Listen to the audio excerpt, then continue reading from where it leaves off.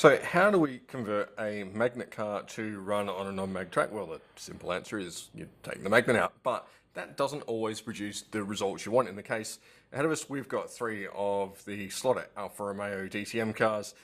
These handle brilliantly as magnet cars, and they're not too bad non-magnet, just by taking the magnet out on my track, but they are a little bit skittish, they are a little bit snappy. So what we're going to try and do today is just settle these cars down by adding a little bit of weight.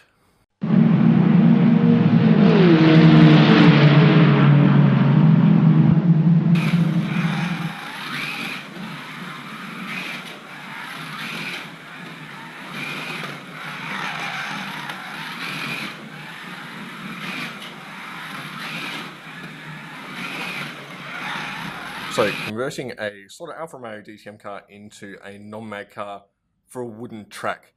Now at the moment I've already taken the magnet out of this one and it runs not bad. It's pretty good, it's nice and smooth, it's very controllable, but it is a very nervous car. It doesn't really reward you for pushing it hard. If anything, sort of going 80% seems to be the sweet spot. So we're going to crack this car open and add a little bit of weight and just see what happens to the car's handling. There it is with the body off. You can see the rear axle and motor here. There's not a lot of space here really for us to add some weight. Certainly there's a little bit of space at the back here, but that's probably a little bit too far back. There is some space down the running boards, and there's a little bit of space here behind the rear axle. Now, it's a little bit of trial and error, and this varies from car to car, from track to track as well. Some cars will like the weight further back, some will like the weight forwards, and just the amount of weight will differ as well. So we're going to have a bit of a fiddle with this car and see what we can do to settle it down on my track. The cars are a little bit tail happy for me, so I'm going to try adding a little bit of weight up the front here, see if we can't just ease the car's performance a little bit, make it more predictable and more rewarding to drive. Now, in the first instance, what I'm going to do is take the bare chassis and give it a run on track as it is. That'll give me a bit of a baseline. From there, I can start adding weight. To start with, I'll try a little bit just in here and see how we go. But first up, let's give the bare chassis a run on track.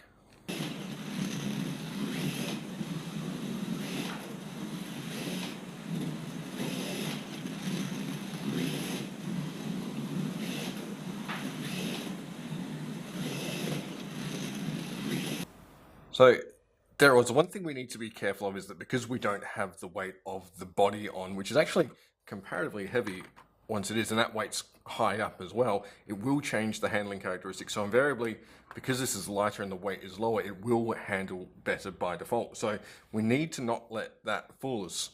One thing I could hear is there was a little bit of chatter on the rear end, particularly under acceleration, which suggests that the rear end is skipping a little bit. Also, just getting the car turned, particularly around the longer corners, was quite difficult. Once it did start to turn, the back snapped out. So I'm going to try and add a little bit of weight in the center line, as I say, just in behind the front axle. In the first instance, we'll see what that does and use that as our starting point. Now, normally you would use lead weights or something like that, but because we're just experimenting at this point, I'm going to use a little bit of plasticine. Now, this doesn't weigh very much. You need a lot of it, so it's not something that you want to run in your car full time.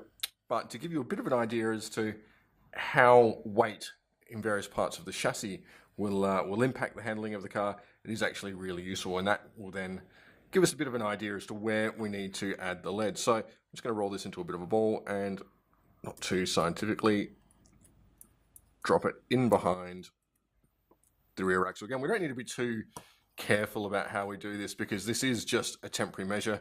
It's just to give us an idea as to how the weight will actually affect the car's handling. What we want to make sure we do is don't foul the front axle, of course, and also the motor. So there it is, a big chunk of weight. I've got no idea how much that is, but it'll only be a couple of grams. We'll throw that back out on track and see what the difference is.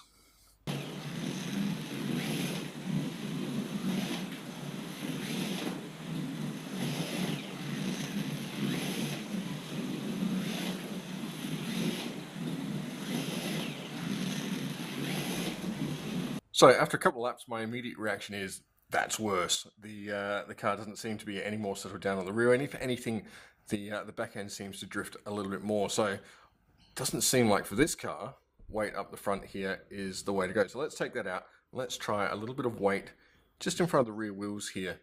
Again, it's a little bit of trial and error with every car, and they're all different. Even between lanes, they can be different. This car is on the red lane, so that's the lane that I'm running the car on to try and tune it as well. So let's put a little blob of weight in front of the rear wheels. I tend to start at the front just because usually with a non-mag car you can get a little bit of bounce at the front end, and also having weight up here tends to stop the rear sliding, but not in all instances. So a little bit of weight in front of the rear wheels. Let's see how this one handles.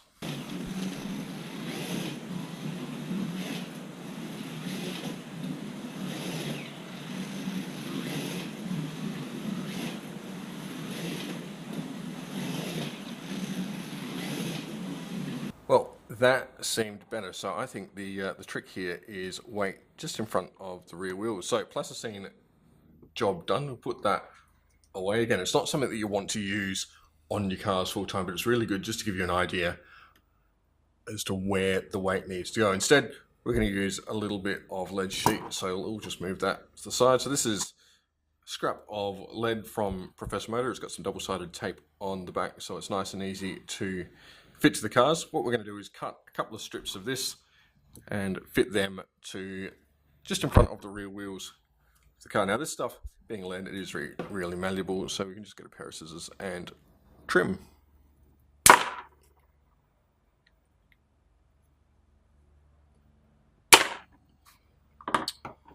Right, so there are our two strips of lead. We just need to flatten those down.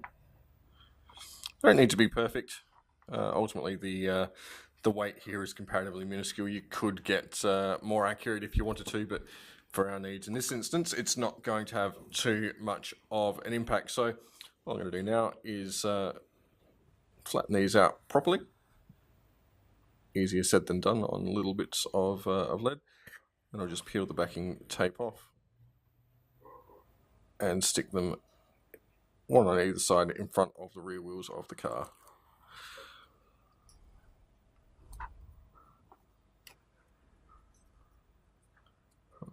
So, one there.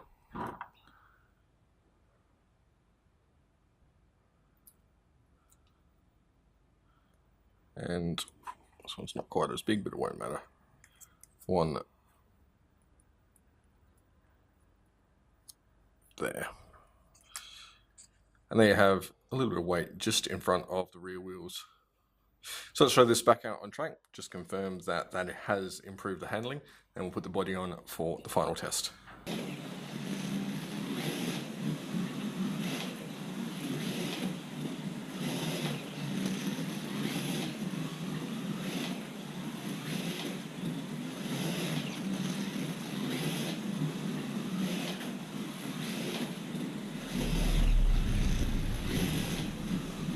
So after a couple of laps, I think that does reaffirm what we found with the plasticine. The weight in front of the rear wheels absolutely does improve the performance of the car. May not reflect it in absolute lap time, but that's not been the intent of this process.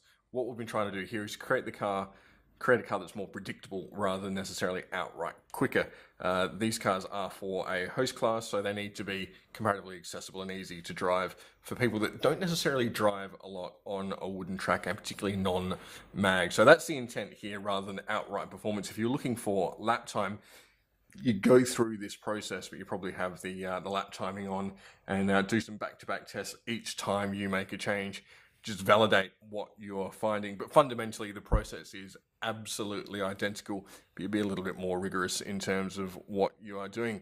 In this instance, this is good enough for us. We'll put the body back on, give it a couple of laps just to absolutely validate what we've found, because we know once the body's on, that does raise the center of gravity on the car. It also adds a little bit of weight as well, so it will change the handling a little bit. So we'll throw that back out on track, make sure it validates, and from there we'll get to set on the other two and finish those off in exactly the same process we've done with this one.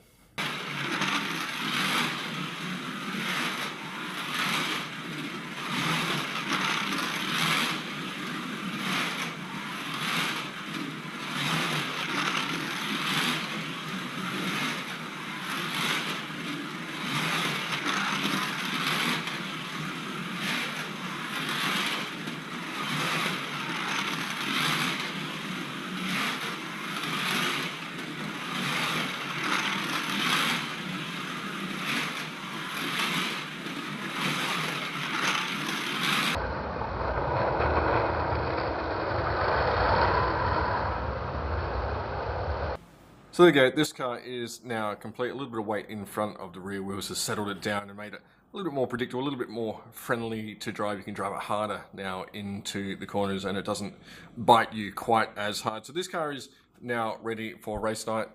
If you enjoyed what you saw and took some value out of it, do give us a like and subscribe to the channel. We will be posting some more slot car related videos in the near future.